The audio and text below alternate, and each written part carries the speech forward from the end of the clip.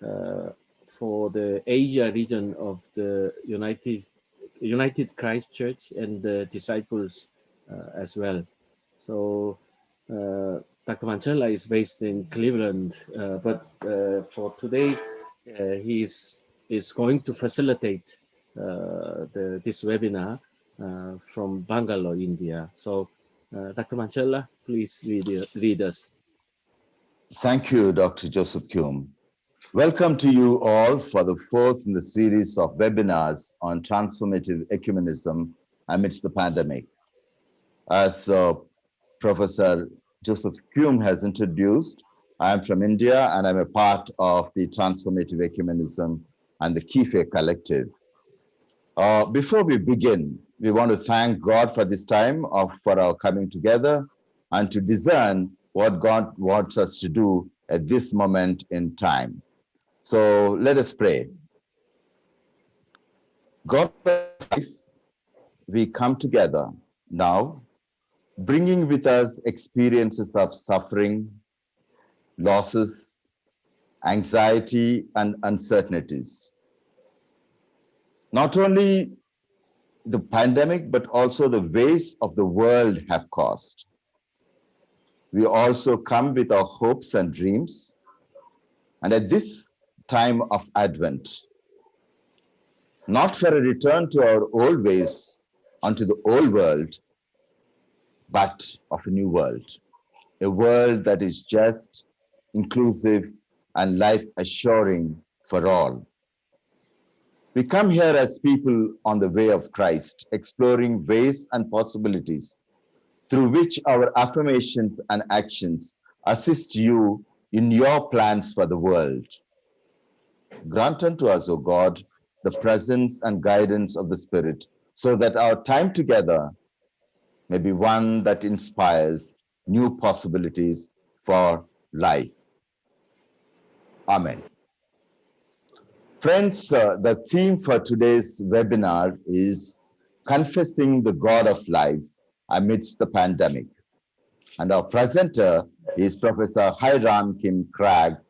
And before I elaborate and say more about the theme and our speaker, and I think it is appropriate that I also introduce to you the sponsors of this series of webinars. The first of these sponsors is the Transformative Ecumenism Collective.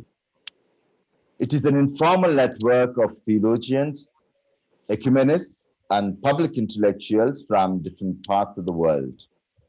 These partners have been engaged in a series of conversations since 2012, attempting to reimagine ecumenism for the 21st century. One that would be prophetic, people-based, and free of institutional and organizational constraints. The second sponsor is the Korean Institute for the Future of Ecumenism. Established in 2011, KIFE is an initiative of some concerned Christian leaders committed to the cause of promoting ecumenism as an instrument of social change in Korea. The TE Collective and KIFE, Korean Institute for the Future of Ecumenism, have together organized 4 international colloquia since 2012 in Korea, Philippines, Tanzania, and Japan. Issues of life and people, especially of those who are marginalized, the moral challenges of our times, and the vision of a just, inclusive, and sustainable Earth community have been the focal point of these conversations. The World Alliance of Reformed Churches joins this collective as a co-sponsor of this particular series of webinars. Now, against the backdrop of these reflections since 2012, the themes and content for this series of webinars have been formulated in response to the distinct challenges posed by the pandemic. Despite all the negatives, it may perhaps be helpful if we view the pandemic as an opportune moment for Christians and churches to rediscover themselves and vocation afresh. We hope that these webinars inspire and assist a process of such a reimagination of ecumenism, both as an alternative vision and also as a vocation of nurturing a culture of life.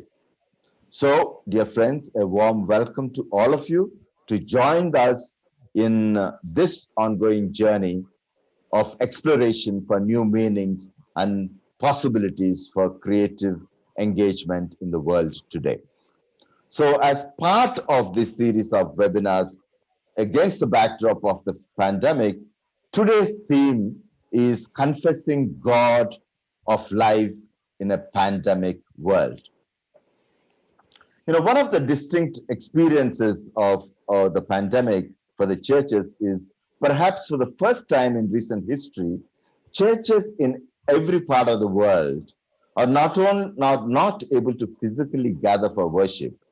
In fact, all the familiar forms and expressions of being church, its community life, missional and diaconal engagement have moved into virtual mode now. Many churches also do not want to open their spaces for the fear of spreading the virus. Some people are able to have their worship experience in the comforts of their homes. Furthermore, this virtual mode has already begun to result in reduced income and reduced membership. These trends are likely to continue for some time, and the church in the emerging future is likely to be much different from what it is today. So the question for us is, what do these mean to churches as worshiping communities? What do these mean to churches as missional communities? What are the new opportunities for them, both at the local and larger levels in the post-coronavirus context? So my friends, this is the context, the background against which we would like to explore the theme, confessing the God of life in a pandemic world. And we are very fortunate to have Professor Hiran Kim Krag to lead us into this conversation through her presentation entitled Oikumene Vision Beheld in Radical Discipleship Through Worship and Preaching. Professor Kim Krag is Timothy Eaton Memorial Church Associate Professor of Preaching at Emmanuel College, University of Toronto, Canada. She is also the Director of Graduate Studies at Emmanuel College. She is committed to an interdisciplinary approach to homiletics in practical theology. She has written 12 books, and 5 books are translated into Korean that are related to biblical interpretation, post-colonial theories, feminist homiletics, liturgy, migration, and decolonizing practices. Her upcoming book is Post-Colonial Preaching, Creating a Ripple Effect. She's been involved in a number of ecumenical initiatives and organizations for over past 30 years.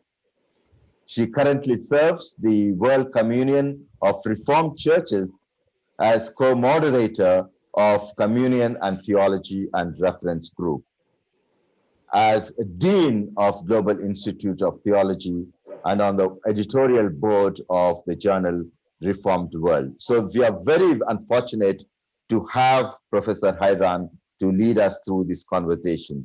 A deep appreciation and thanks to you, Professor Kim Krag, and I invite you now to share your insights through your presentation entitled Oikumene Vision Beheld in Radical Discipleship Through Worship and Preaching. And one last a request to the participants is, please mute your microphones, and if you have questions, use the chat box. But at the same time, please, after the presentation of Professor Hiran, please feel free to jump in and raise your questions verbally.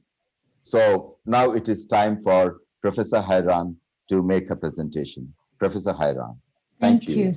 Thank you. Thank you so much for Dr. Mandela. and all organizers of this amazing webinars. It's like running a race or marathon given the situation of the pandemic. So I'm extremely privileged and delighted to join you in this platform. And hopefully my little, presentation will stimulate much needed conversation for our confessing life through worship and preaching. If 간사님 can put PowerPoint 1, that would be good. People are suffering. The whole world is in a fog of fear and uncertainty due to the COVID-19 global pandemic. Is there any good happening in this difficult context? Perhaps we can point to a brave human response to COVID and other challenges it has exposed. For example, a new light has been shed on the injustice of racism, poverty, and social inequity in Canada and around the world. The invisible virus makes our complicity, our complacency, and our capitalist greed visible. While the COVID-19 global pandemic is unprecedented in our generation, the correlation between the medical disease and the social ill is nothing new. In due time, there will be a vaccine of the novel coronavirus, but unless we heal the social problems, unnecessary suffering for people and other creatures will continue. So my keynote lecture today focuses on the healing of the social ills, broadly speaking, as a vision of oikumene through worship and preaching. The oikumene vision is to see the world as the boat of God, in which the sanctity and dignity of life is recognized and upheld. To live out this oikumene vision is fundamental to the practice of discipleship. So I'll attempt to demonstrate how worship and preaching are two really important areas of Christian practice that just may contribute to the Christian call to radical discipleship. So in examining and renewing worship and preaching in the current context of COVID-19, I suggest that we tap into the ancient practices in the early church. This will no doubt lead us some radical insights for radical discipleship. Next slide, please. So radical, that term literally means growing from a root. To learn how our Christian community began is to engage in a radical learning. In a common use, to say someone is radical implies not only their thinking, but the way that they behave and act. In the same way, my lecture seeks by this radical nature to motivate action as a concrete way to remove the disease that are clearly plague our global society. So what are the parts of the worship and preaching that need pruning? What are the parts of the worship and preaching that need to be recovered? And what are the parts of the worship and preaching that need renewal? What liturgical and homiletical roots does the church need to draw on in the world of COVID-19? Next slide, please. So let me take this privileged opportunity to respond to these questions raised above in terms of underlining 3 actionable words that start with R: removal, recovery, and renewal. Examining worship and preaching in this light helps diagnose problems of worship and preaching that are evident even before the COVID-19 era. So I am proud Korean and grew up in a Korean Reform tradition until I moved to Canada, and now I'm an United Church of Canada member. But so I start with the Korean Christianity, and there is a symptom that might be very similar to other churches in the global world. So, Korean Christianity is really well known for having the biggest congregation in the world, right? The full gospel church in Yeouido, Seoul, the capital of South Korea, is the biggest. And I guess the biggest Presbyterian church congregations is also in Korea. And the list can go on and on. It is a common mindset that in the Korean Protestant church that bigger is better. Church growth is mistakenly equated with a growth in the number of people who came to be Christian. And it has been the sign of success in ministry. The quality of preaching is measured by the quantity of people who came to Sunday worship. In the same way, the church growth has been reduced to the number in attendance in church. For many in Korea, going to church is equated to listening to a sermon in Korean speaking. This signals more or less the exclusive focus on the preacher when it comes to worship. This tends to give a lot of authority to the preacher, the senior pastor, to be examined in the life of the church. It also suggests that people have lost touch with the meaning of liturgy, worship as the work of the whole people of God. The attention to growth in numbers attending churches as a measure of the success of ministry is totally capitalist and materialistic. It is no wonder the prosperity gospel is so prevalent in Korea. But I don't want to single out the problem of the worship of numbers fueled by the prosperity gospel as only the problem of Korean churches alone, right? It can be found in many churches in other parts of the world. But my diagnosis is that this is a very capitalist disease that all who live within the neoliberal economic system are at risk of catching. In this sickened world, the high praise lavished on the mega churches in comparison to the meek churches is easily comparable to the widening disparity between the top 1% of the rich and the 99% of the entire population. But the massive church gatherings and the prosperity gospel do not reflect the practices of all the church. This kind of mammon practice needs removal.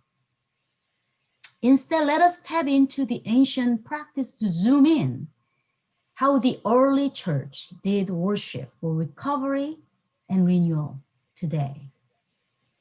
So next slide, please. The book of Acts provide a vivid snapshot, and I think it's worth going to the text. They devoted themselves to the apostles' teaching and fellowship, to the breaking of bread and the prayers. All came upon everyone because many wonders and signs were being done by the apostles. All who believed were together and had all things in common. They would sell their possessions and goods and distribute the proceeds to all as any had need. Day by day, as they spent much time together in the temple, they broke bread at home from house to house and ate their food with glad and generous, sincere hearts, praising God and having the goodwill of all the people. And day by day, the Lord added to their number those who were being saved. The verse 42 captures the three major Christian practices as teaching, fellowship, and sharing meals. And here teaching refers to kerygma and didache in Greek. And these two Greek words include the role of preaching and that of Christian education. Fellowship in Greek is koinonia.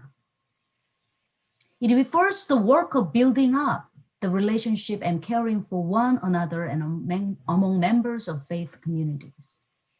The breaking of the bread in Greek is Eucharist, and this Greek word refers to sharing meals within the community as thanksgiving to God, who is the provider of all good things. The verses 44 and 45 captures another major Christian practice which needs both recovery and renewal in radical discipleship in this global pandemic world we inhabit today. And for the post-COVID-19 world we'll someday move into. So look at that verses again.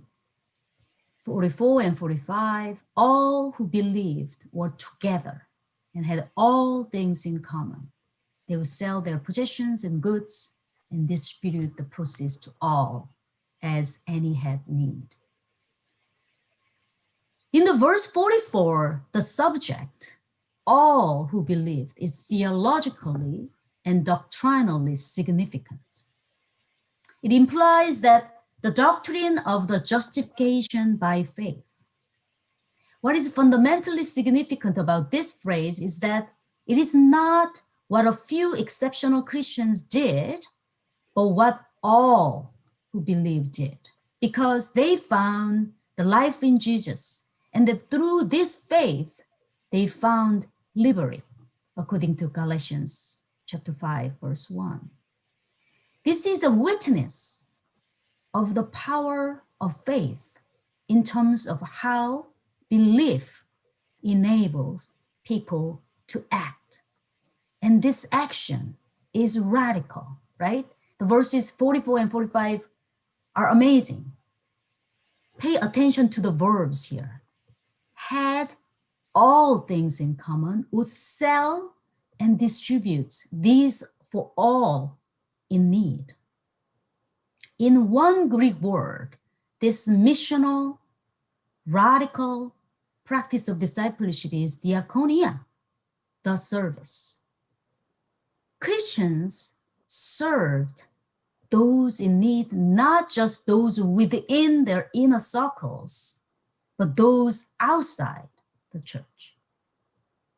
What is so prophetic about this practice of diakonia is that the purpose of service is not merely a charity work, but entertains a possibility of dreaming a different world by renewing and transforming our current world.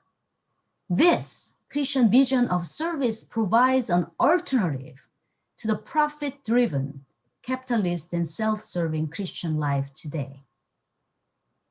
Next slide, please. It is this egalitarian and communitarian practice of life which is completely in line with the vision of the oikumene, the boat of God, where the interdependent life is upheld, defended, honored, and celebrated. The lesson from our ancestors in the early church has echoed throughout the ages and was expressed by others who sought an alternative to the capitalist system, such as Karl Marx, with his motto, from each according to their ability, to each according to their need. So Acts 2 is repeated again in chapter 4. So let's see that. Next PowerPoint, please. And this chapter is even more blunt about their radical sharing. Now the whole group of those who believed were of one heart and soul, and no one claimed private ownership of any possessions, but everything they owned was held in common. With great power, the apostles gave their testimony to the resurrection of the Lord Jesus, and great grace was upon them all. There was not a needy person among them, for as many as owned lands or houses sold them and brought the proceeds of what was sold. They laid it at the apostles' feet, and it was distributed to each as any had need. Next slide, please. For early church Christians, it was imperative to create a community with a vision of the oikumene, where equity, not the accumulation of growth, and the communal sharing, not the private ownership, are sought as a model of worship and a goal of preaching. And this imperative of creating an oikumene vision has a strong implication for us in the world of COVID-19, where the impact of the inequity, privatization, and the greed-driven accumulation of corporate wealth have been exposed and highlighted.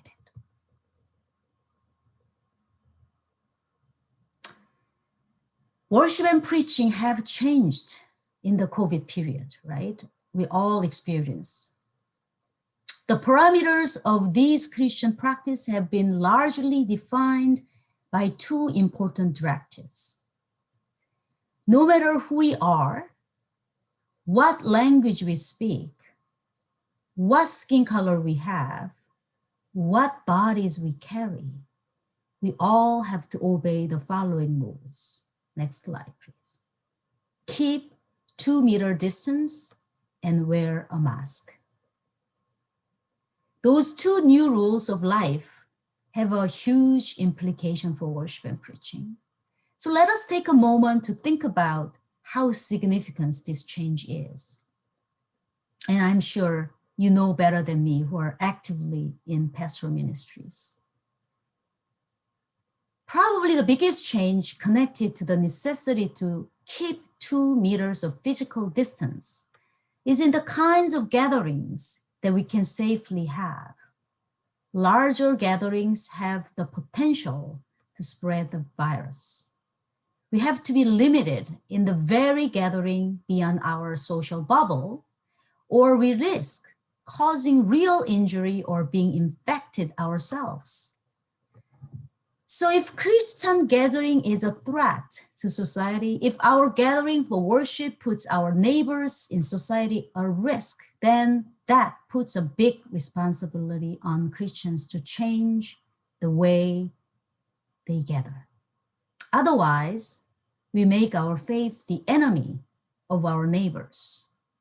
We expose ourselves to harsh and deserving criticism. So next slide, please. So let's visit the verse 47 in Acts 2 again. Praising God and having the goodwill of all the people, and day by day, the Lord added to their number those who are being saved. It was an important aspect of early church that people outside the church, all the people, respected and appreciated their presence and work. This would surely not be the case if Christian gatherings were putting others' health at risk. Verse 47 talks about membership growth, but this growth is not an end in itself of Christian worship and preaching. It is rather the result of the previous 4 practices of the life in the early church: kerygma, didache, koinonia, and diakonia. Preaching, teaching, fellowship, and the service. When these 4 practices are in practice and placed, and when these interdependence is lived out, the weakest is protected, then, only after then, God is praised and pleased. Homiletically speaking, the text of Acts 2 describes an inductive process. In other words, we preach not because we want to add the numbers in the pews. That is the gift of God. Our job as preacher is to praise God by gathering, praying, teaching, and sharing everything in common to serve others in need. The most primary purpose of worship and preaching is praising God's goodness and God's unconditional love for life abundant. Proclaiming the good news and goodness of God and God's love is for the community, not for my salvation or my church's salvation only. Certainly not for adding to my savings or our church's savings. The direction of preaching as a witness of the grace of God is directed to the well-being of the whole world, especially towards the ones who are in need. Christian communities have found many new ways to gather that manage to keep others safe while maintaining the vital work and personal connection to protect, support, and give life to others. For some, this means virtual gatherings on social media platforms. For others, it means carefully controlling the environment in which people meet by reinforcing distancing and limiting the numbers within the sanctuary space. For others, it means a combination of the two. Some have taken to gathering outside when they can. People are finding creative ways to continue to gather safely. But these new and creative ways and signs that the spirit of the early church is still in our midst. Wearing masks is another challenge for worship and preaching. This virus is airborne, so singing, speaking, and eating together cannot happen as they once did. And obviously, each of these activities are fundamental to Christian worship. If we limit ourselves to examining the challenge of singing, we can get an idea of the ways COVID has necessitated huge change and challenge in the practice of the Christian faith. Augustine of Hippo once said, "Singing to God is praying twice." This quote implies how profoundly powerful singing is as a form of prayer and praise. Taking up its prime importance in the life of Christian, however, singing doesn't have to use human voices only. In fact, when you go through the scriptures, Miriam praised God's glory after the Exodus with tambourine. And King David praised God by playing the harp. COVID-19 also exposed how churches unevenly privileged choir members. In terms of budget for choir compared to that for Christian education or outreach ministry, the choir has been treated like high-class exclusive clubs in many mainline churches. This pandemic offers us an opportunity to re-examine the role of choirs in worship and how praising to God can be possible beyond singing and privileging human voices. Recovery of using various musical instruments or praising God in other sensory modes, including encouraging the sound of silence, incorporating liturgical music through body movement, perhaps humming while wearing masks, may be in order. Next slide, please. In terms of preaching in the context of wearing masks, era of the COVID-19, let's think critically about the challenges of solo preaching. Today, we know most services are to be online or limited to small gatherings. A traditional style of preaching, standing up in the elevated pulpit, speaking to the larger assembled group of people, calls for change and may need renewal. Instead of the whole body of the preacher, a face of the preacher or mainly upper body of the preacher appears on a Zoom or YouTube screen in many of today's online services.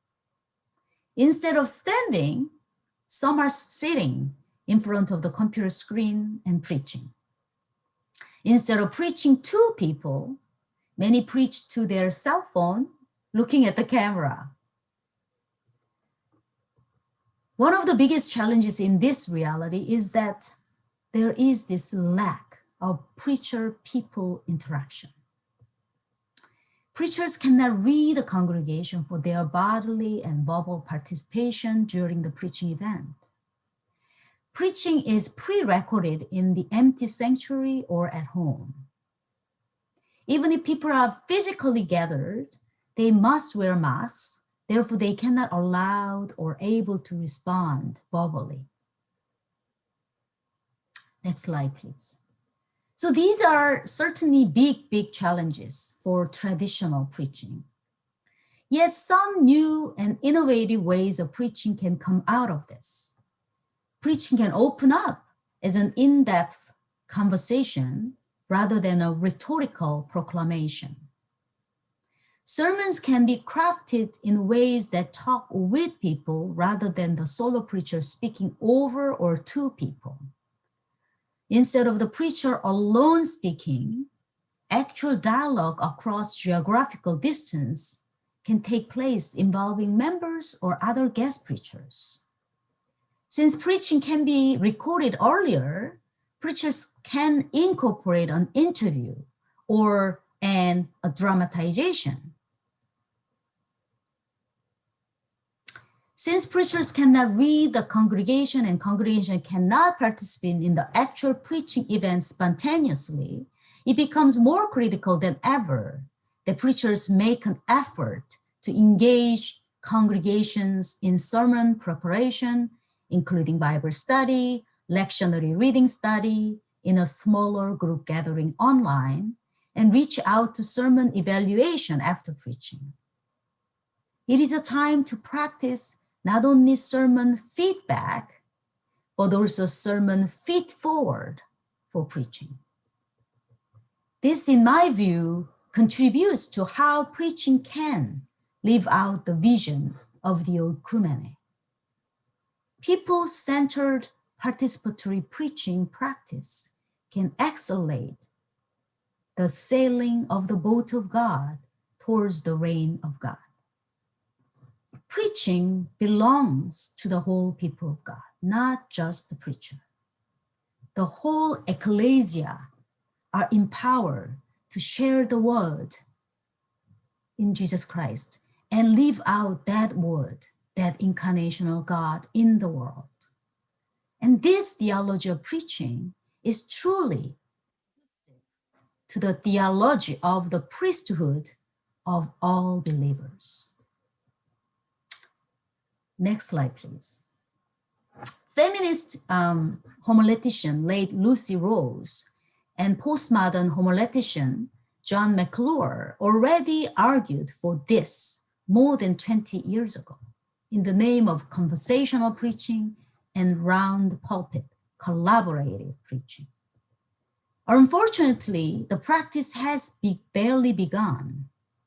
To renew the current style of preaching, we must remind ourselves the call to the church, beholding an oikumene vision, which always been, next slide, a call to prophetic vocation. If the prophet is a listener who brings truth into conversation, then the vocation of the church is to foster the lively, truthful, ongoing, contemporary conversation between God and the people.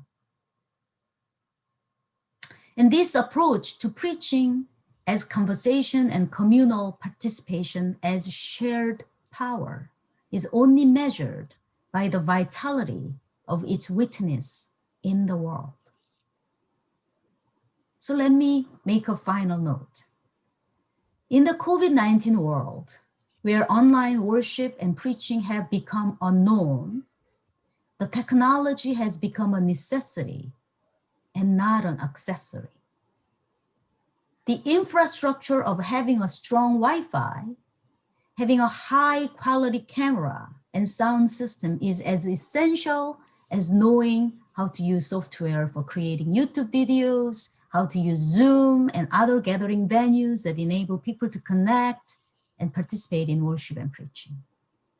The dependence on these technology and social media will inevitably increase. But the impact on this dependence is not same for everyone. Those who are vulnerable and marginalized may have more difficulty accessing them. The churches that are already struggling financially will be behind the use of these technologies. Thus, the importance of the technological equity is to be addressed to make sure that the technology has powerful tools as shared and provided to those in need. Technology as a vital and essential element to worship and preaching must be accessible to all who seek to take a voyage on the oikumene, the boat of God. Thank you. Thank you, Professor Hiran, for that very insightful and inspiring presentation. You have given us many takeaways. You have told us, how changes in worship and preaching, the two important functions of the church, can actually affect new possibilities and assist churches to join the forces at work for a new world amidst the pandemic. These are things that we usually don't really take seriously, but you have really helped us how these two functions of the church, preaching and worship, can actually be means through which the church can become an instrument of change. And for this, you have emphasized removal, recovery, and renewal necessary for radical discipleship. So thank you so much for that. You also said something like, which I really want to sort of lift up, what you said about, how growth in numbers and attendance of the church as a measure of success of ministry is totally capitalistic and materialistic. And I think this is something not just, as you said, limited to the Korean churches, but I think this has become a kind of a norm, a measuring norm for many churches. Numbers and wealth seem to make a church big, and even tradition and history, not necessarily their diaconal engagement. I've had lots of churches, experience with churches who sport their tradition, history, and legacies and all of that to say that they are more important than the others. Now, the other thing that you have also said is that the massive church gatherings and prosperity gospel do not reflect the practices of the early church. This kind of a mammon practice needs removal. And I think that is one of the things that you have really given us a big takeaway. And this is the witness of the power of faith in terms of how belief enables people to act. There are many who try to be church by meeting the needs of the poor at this time of the pandemic. And you have also said that diaconia is not merely a charity work, but one that entertains a possibility of dreaming a different world by renewing and transforming a current world. In other words, diaconia is not just service or charity as we have always understood. Diaconia is actually a prophetic, transformative, radical form of discipleship. And it is a vision of service that provides an alternative to the profit-driven, capitalist, self-serving Christian life today. It's very important, during this pandemic, while there are many people who have had the experience of the church in the comforts of their homes, there were some others, who were convinced that there could still be church.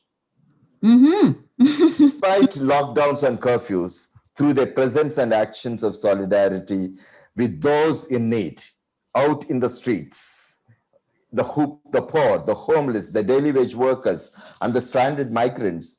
And in that, they tried to be a church. So to that extent, church is an event. Church happens when the church, witnesses to the liberating power and grace of God in situations of struggle for life. Yes. And in fact, there have always been some who see themselves as church through their vocations of public engagement, even if they do not necessarily align themselves with any visible ecclesial community. And I think we need to come to terms, we need to recognize these expressions of the church. And I think you have really sort of helped us, you provoked us to think along this way. The point is, in whatever identities and expressions that empirical church takes, what ultimately matters is its credibility, is how honestly it responds to the imperative of the faith that calls it into being. The church is real in places and at moments when it witnesses to the reign of God through its presence and action.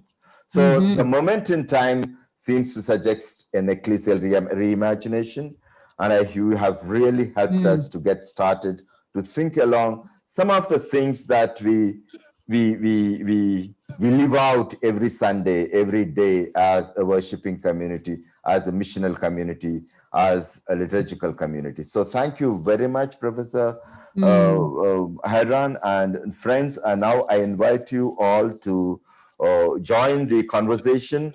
Please use the chat box, but not necessarily the chat box, but also wave your hand and please jump in and make your points. Thank you very much. Thank you.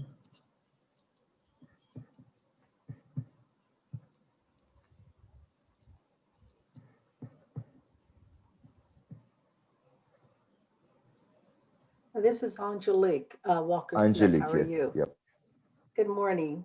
Good morning. Yes, thank you so much for your presentation. I really appreciate how you have linked the contemporary with the biblical narrative and then, of course, the ancient tradition. So you've done that all in one felt swoop. I'm impressed. Thank you so much.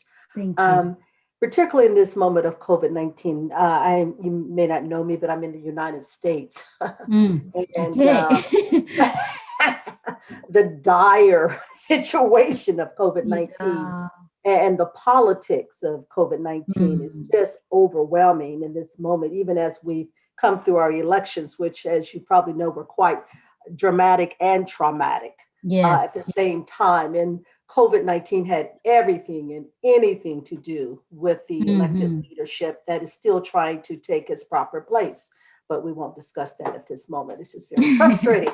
But at any moment, anyway, the point here is relative to your discussion is one of the things I really appreciated. And I know it was probably just a passing point in the larger points, but I just want to make sure that you heard that I heard it.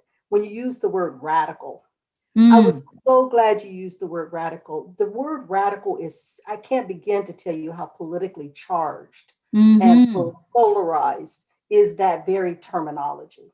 But what you did was you offered up the definition from the root causes. That's really what we're talking about when we talk about radical. And in the work that I do on Capitol Hill in terms of advocating for policies and mobilizing people of faith across this country, even globally in the work that I do, that word radical, when you even mention the word, it's like it just shifts the whole conversation. But when we say root causes in those policy circles, sometimes people actually get it.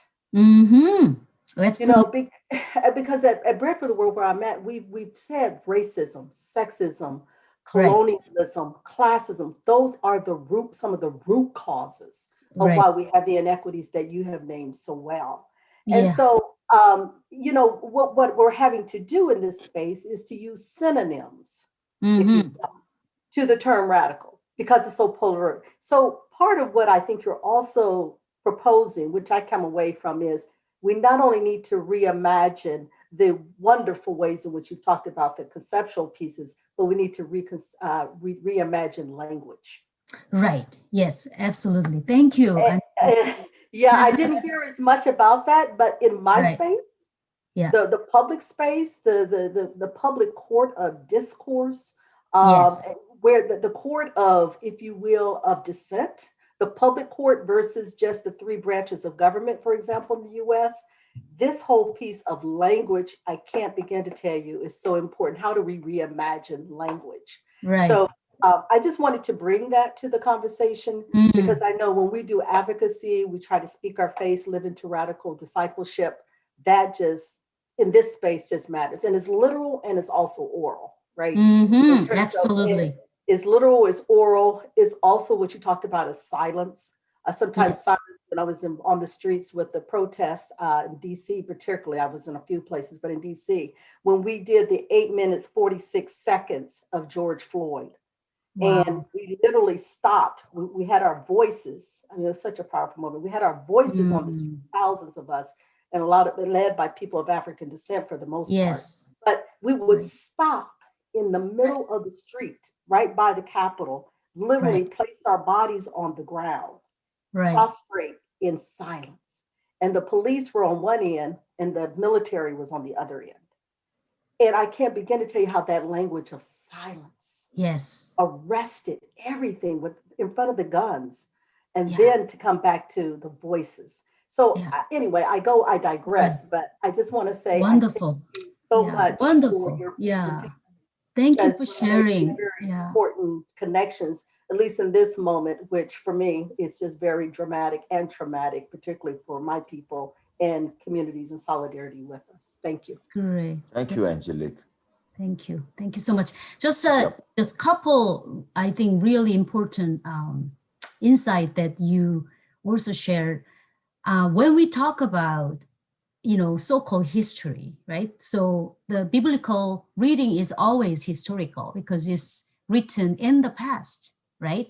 Doesn't mean though that it's just about the past. In fact, as a post-colonial thinker, I see the past and the present and the future are totally interlinked. That when these early church writers and community of witnesses share their stories and ultimately pass down in written form, they had a vision and they imagined a different world, right? So while they are living their life within faith, they are also envisioning their future. I think if we take that radical, that sense of from the root, not just root cause, but also from that original vision of the folks that passed down their wisdom of faith to us, we should follow that vision as well. So that's where this radical going back to the past, but also living out present and envision the future. And these are not linear, not progressing a sense of the colonial mindset, but it's that kind of special and qualitative vision that we have to. So, and that takes a capacity to imagine. And if we cannot imagine an alternative, that another world is possible, then really we are dying, right? And so it's not an option, I think, to be able to imagine a different world, but live that out, that glimpse of the imagined world as you mentioned, the reign of God, right? The new dawning world that is coming into being. So thank you. I beg the moderator to say something very quickly. For me, that means Sankofa. That is the Ubuntu and Sankofa. And tomorrow we're actually gathering over 100 women from around the world, Pan-African women. And the theme is Sankofa, to say exactly what you just said. Excellent. So I very much received that. Thank you. Thank you. Thank you. Thank you. We have a question from Mr. Paul Diwakar. Paul, would you please unmute yourself and ask the question? Thank you very much, Dr. Bandhu. And thank you very much for your very inspiring presentation. I'm also like the previous query that has come from Angelique. I'm really drawn by this radical worship, especially when you were talking about removal, recovery, and renewal. But my experiences of worship has taken a different trajectory from what you had shared, and maybe I would just share this as to why.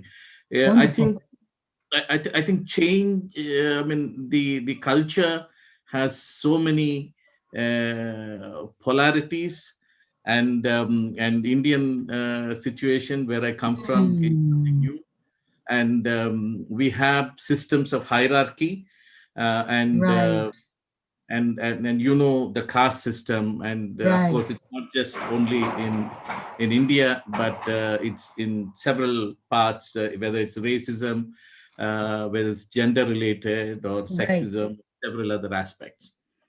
Now, what I have, my experience in a worship is you transpose the whole community, and we don't have opportunities either to see what is it that we need to examine in our own cultural settings, and look at some of the contradictions that arise, and then address them, whether it is exclusion, whether it is continuous violence. You know, it's a very, very systemic, but Yes. extremely um, here and now, with a lot of not just body attacks and violence that is there, but in a kind of a regular day-to-day day-to-day violence with indignity that happens.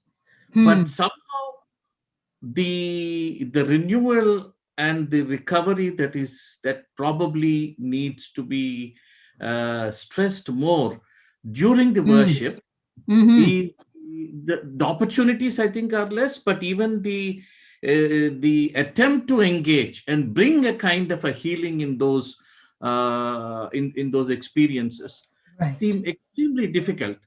And Yes. because of that, I think our in most of the churches that I've had, we kind of take them away from here and now to completely other Yes. situations, and we refuse. And my recent Right. experience was trying to explain.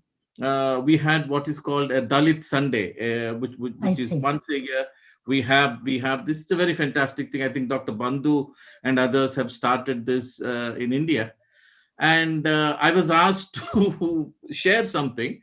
So the whole church was there. I shared for 10 minutes, and then as though something very strange has happened, the service and worship had gone on as usual. So there is no scope for any recovery, any radical, even examining some of the things. Does caste system exist in our midst? Does sexism exist? Does the patriarchy exist? What are the aspects it brings in? So in those, how do you bring in here and now Mm-hmm. experiences to worship? Mm-hmm. Uh, and how do you relate? So this is something that I had kept Yes. journeying into my mind. So I wonder whether it was, you know, building on something you said, or Mm-hmm. kind of off the tangent. I had gone in areas which Mm-hmm. probably I shouldn't go. This is what. Right, right. Yeah, thank you. I think that's a really Thank great you. Thank insight you. too. One of the challenges, and this is a Hellenism and and Enlightenment, the bad legacy that we all inherit, in that there is this dualism, right? And that church has been where this dualism is at work, right? And so that either those who believe in the kind of coming to worship so that the world stop, right? So as if worldly matters don't matter in worship, right? And so and that so-called profane and sacred, you know the mundane and the extraordinary, sacramental. So those kind of the practices that separate from our daily rooted lives and experiences from the sacred and otherwise theological. So, I mean, that we have been taught that, right? And the very thing is, you know, as you mentioned about the sexism and the caste, and those are partly those dualists, right? So, you know, those lower class are, say, dirty. Women are dangerous and their body is, you know, bad. You know, only mind and so on. That kind of notion of body versus the, you know, the head or mind, the spirit versus the, you know, all those are part of our legacies that we are still have to unlearn to live out. And that integration, the, you know, the oecumenic vision to me is that integration, that our lives, even if we are messy and imperfect, are very holy and dignified, no matter what skin color we have, you know, what gender we have, right? And yet I understand when the folks, especially who are extremely marginalized by society, extremely targeted and labeled as such, want to come to worship, right? And at least kind of put down their yoke at that moment. So that I understand that as a pastoral need. And, you know, coming from the Canada, where so many, you know, racialized Black and Indigenous people are literally, you know, battered and damaged by the discrimination at society, they feel maybe the church is the only place they can just come and not talk about those, right? So I understand that as a part of what worship perhaps provides. But at the same time, I see your point that if the worship and including preaching kind of doesn't provide the sense of dignity and sense of worth before God and with one another, and having that capacity, that language, articulation to live out, right, into the world where, you know, other systems are, you know, bothering, and the church as a kind of not just a beacon of hope, but I also want to say something about like really practicing. So my language is a rehearsal. You rehearse what it's like to be in the kingdom of God. What does that look like when the new world has dawned? And people practice those values, those, you know, convictions, and see that unfolding. Then even though, you know, other parts of systems are not working, that still people can live out, you know, kind of almost like a thread that they can hold on to. So I see both needs as a worshiping community, a place where they can just be, and you know, the holding that space of safety and just acceptance. At the same time, modeling what we believe, what it's like to be really a children of God, what it's really like to be a family of God, where those systems of discrimination and oppressions don't matter, right? So there's a tension, I think, in between the two. But thank you. Thank you, Professor Craig. We have a question from Parulihan Sipayu. Oh, yes. Yes, thank you. Yeah. Thank you. I am Lian from Indonesia. Thank you for the presentation, Professor. It's really interesting. 3 days ago, I read headline news, where the host of TV news led by AI. Oh, It challenged me a lot when I hear your presentations. What will the church after pandemic be when AI can, AI can do biblical exegesis better than us theologian. I can collect data facilely. It can interpret the statistic and it can create a relevant sermon. So if the time comes, what we as the church, what kind of response can we create? I think that's the challenge. What kind yes, of relevant worship and sermon can we do? right. Thank you, Professor. Great question. Great challenging question. I'm definitely not an expert in AI but I just want to tell you something. So where I am in Toronto, I'm a part of Toronto School of Theology within University of Toronto.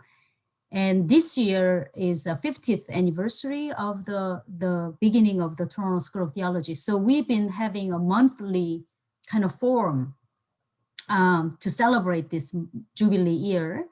And one topic was on the very topic you are raising. And in the kind of thought of the transhumanism and post-humanism, that's where people are studying these matters. And I happen to be a panel by this topic and not knowing much. So I had to do a little bit of work on that. And so what I'm sharing this is not as an expertise of any kind, other than there are growing, increasing numbers of theologians and scholars of religions in conversation with others who study this matter. And I just, asking several questions. I think we need to, again, really language matters means we are speaking a theological language here, right? So what does that mean that we as humans are created in God's image? So this is a question about how humans are theological and how we are also spiritual, right? The fact that we are religious people means we believe in the spirit. So what does that mean to be spiritual? So how does that manifest in the world, right?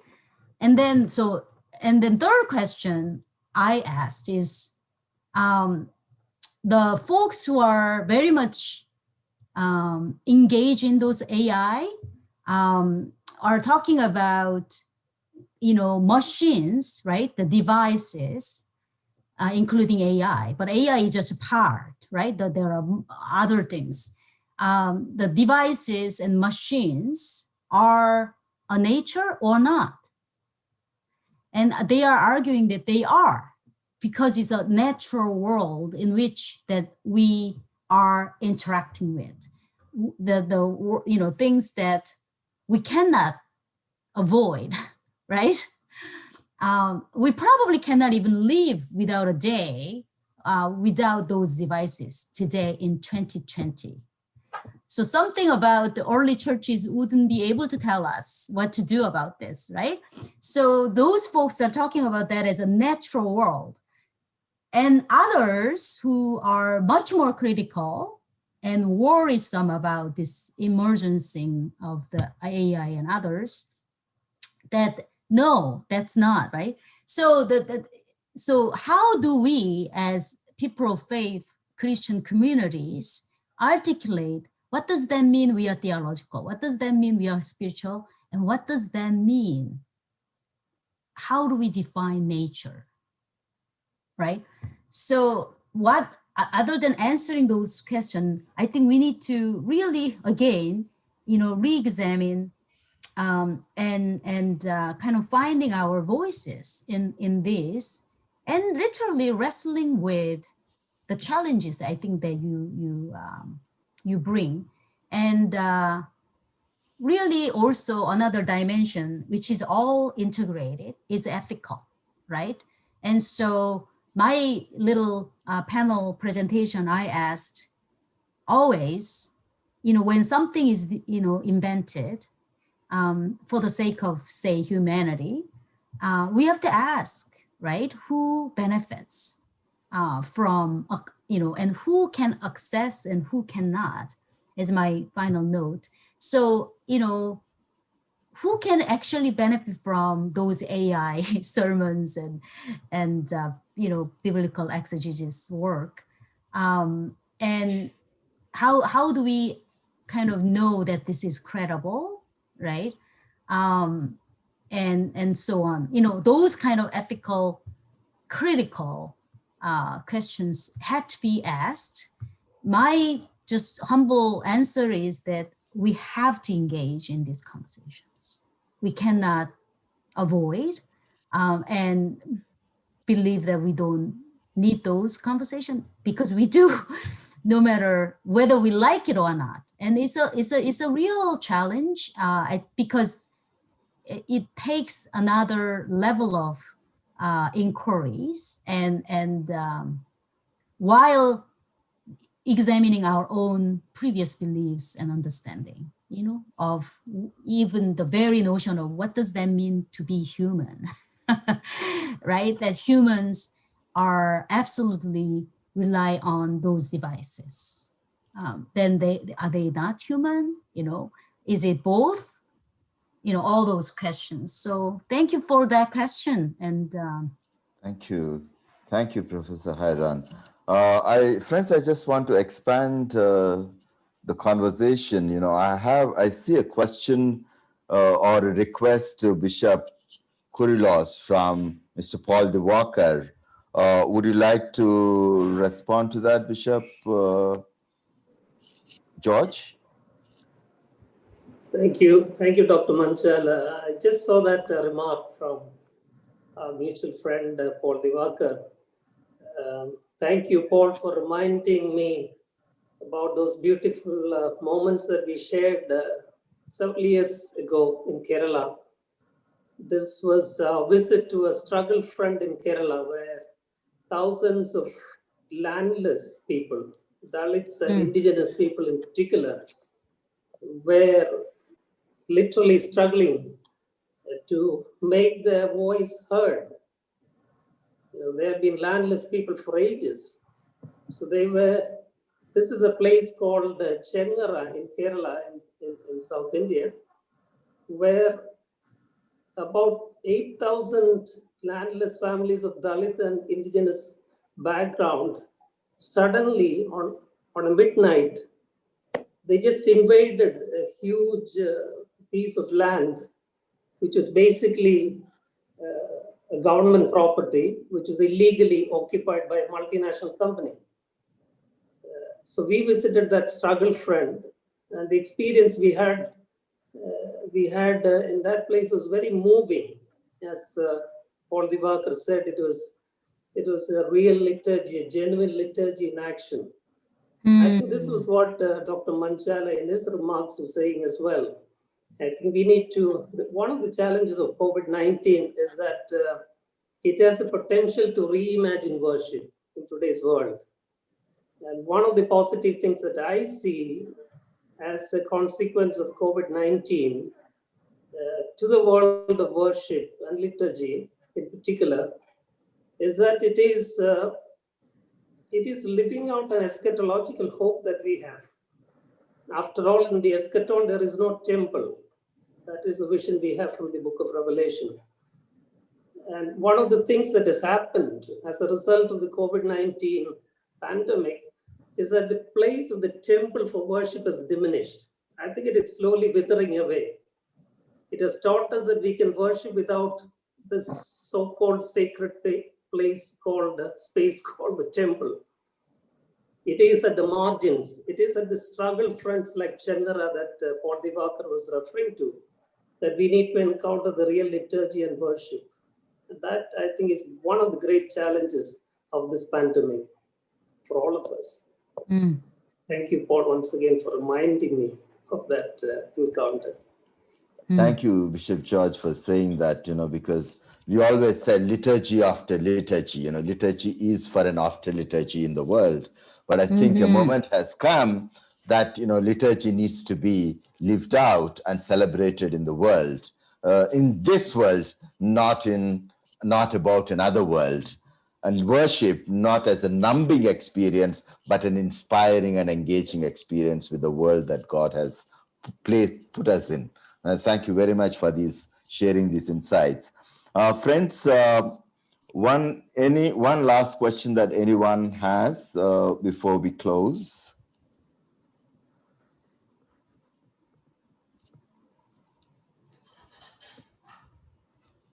Okay.